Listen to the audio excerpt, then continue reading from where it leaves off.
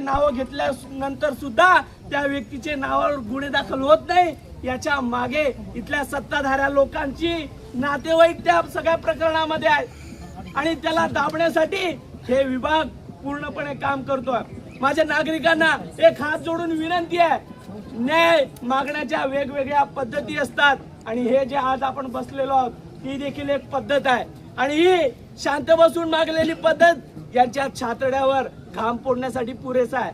म्हणून सगळ्यांना हात जोडून विनंती आहे, ते आपल्याला वेगवेगळ्या पद्धतीने फाकवण्याचा प्रयत्न करतील, वेगवेगळ्या पद्धतीने आपल्याच काही लोकांना आपल्या विरोधात उभे करतील, तत्वज्ञान झाडतील आणि इथे आल्यानंतर वेगवेगळ्या गोष्टी सांगून वेगवेगळ्या पद्धतीने रंगवण्याचा प्रयत्न करतील। आपला अंतिम ध्येय एकच आहे की आपल्या या भावाला गेल्यानंतर सुद्धा त्याला न्याय मिळाला पाहिजे। आपण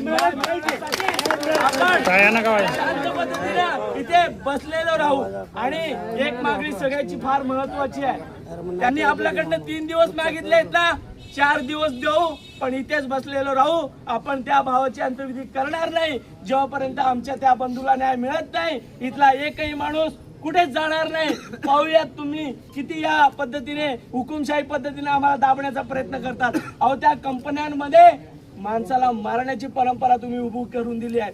तुमच्या या सगळ्या याच्यामध्ये ते सगळे 2 भाऊ मेले होते, यानंतर आता हा आमचा भाऊ मेला, त्या जापोऱ्याचा एक पोरगा मेला आणि तुम्ही 40-50 हजार रुपयाची भाषा करता।